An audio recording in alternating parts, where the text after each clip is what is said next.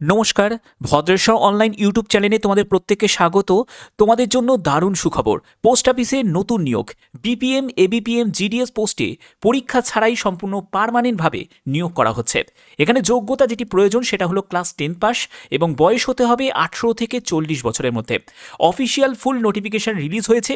কিভাবে তোমরা অনলাইনে ফর্ম ফিল আপ করবে, ফর্ম ফিল আপ করার যে ধারণা তোমাদের এই ভিডিওর মাধ্যমে দেব এবং সম্পূর্ণ তথ্য তোমরা পাবে আজকের এই ভিডিওর মাধ্যমে। ভিডিওটা ম্যাক্সিমাম ক্যান্ডিডেটের কাছে শেয়ার করো, একদম অফিসিয়াল জেনুইন আপডেট তোমাদের কাছে পৌঁছে দিচ্ছি।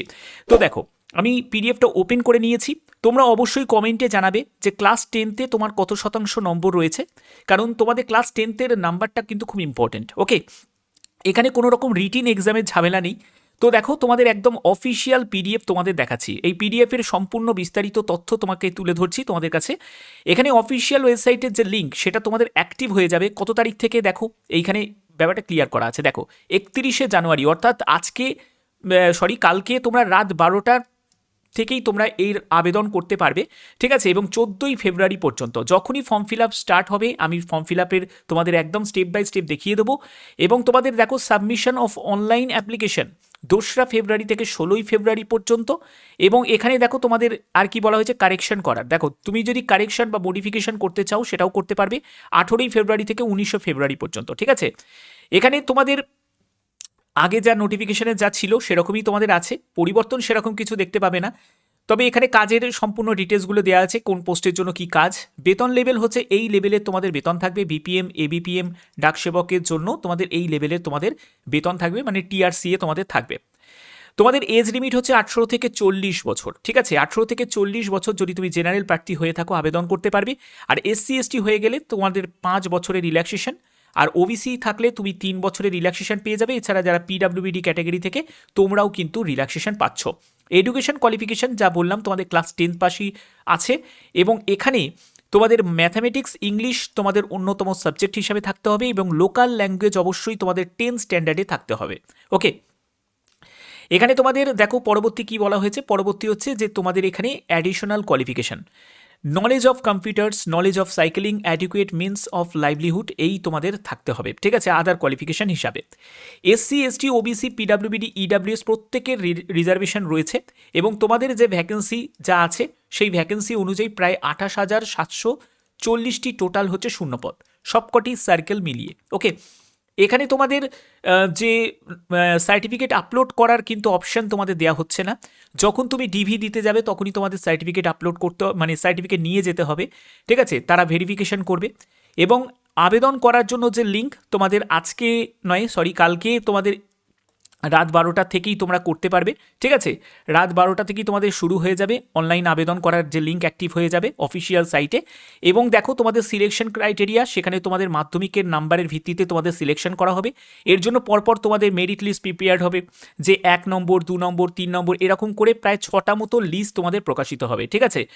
তো একটার পর একটা লিস্ট তোমাদের প্রকাশিত হবে, সেখানে তোমাদের দেখতে হবে যে তোমার যদি নাম্বার ভালো থাকে তাহলেই তুমি এখানে চান্স পাবে, ঠিক আছে। আর সবথেকে গুরুত্বপূর্ণ বিষয়, তুমি তোমার লোকাল পোস্ট অফিসেও অ্যাপ্লাই করতে পারো, ঠিক আছে।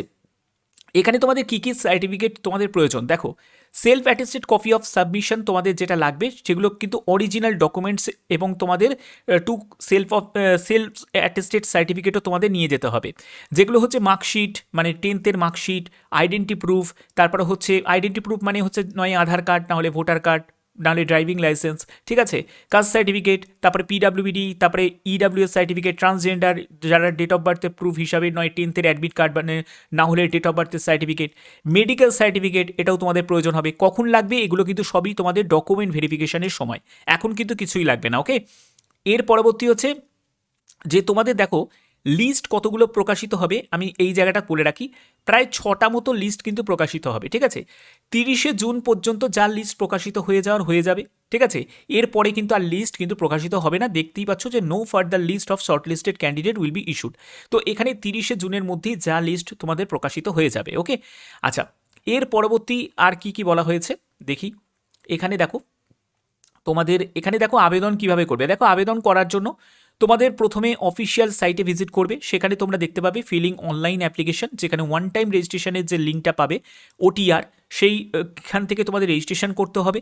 রেজিস্ট্রেশন করার পরে ফিলিং দ্য অনলাইন অ্যাপ্লিকেশন, ঠিক আছে, প্রথমে মোবাইল নাম্বার দিয়ে, ঠিক আছে, তারপরে তোমাদের রেজিস্ট্রেশন করতে হবে। এবং এখানে দেখো রেজিস্ট্রেশন করার জন্য যে লিঙ্ক সেটা হলো এটা অ্যাক্টিভ হয়ে যাবে রাত 12টার পর থেকে। এবং এখানে তোমাদের যে ইমেল আইডি, মোবাইল নাম্বার, এইটা কিন্তু খুব ইম্পর্টেন্ট, এগুলো দিয়েই তোমাদের রেজিস্ট্রেশন করতে হবে। ওকে, এবং রেজিস্ট্রেশন করার পরে তোমরা ফাইনালি ফর্ম ফিল আপ করতে পারবে। এবং রেজিস্ট্রেশনের সময় তোমার মোবাইল নাম্বার, ইমেল আইডিতে ওটিপি আসবে, সেই ওটিপিটা দিয়ে তোমাদের ভেরিফিকেশন করতে হবে। এটাই হলো তোমাদের রেজিস্ট্রেশনের প্রসেস, ঠিক আছে। এবং কোনো ডকুমেন্টস কিন্তু তোমাকে আপলোড এখন করতে হবে না, শুধুমাত্র যখন তোমার ডিভি হবে তখনই তোমাদের সেই ডকুমেন্টসগুলো তোমাদের লাগবে, যেগুলো দিয়ে তুমি ফর্মটা ফিল আপ করেছো।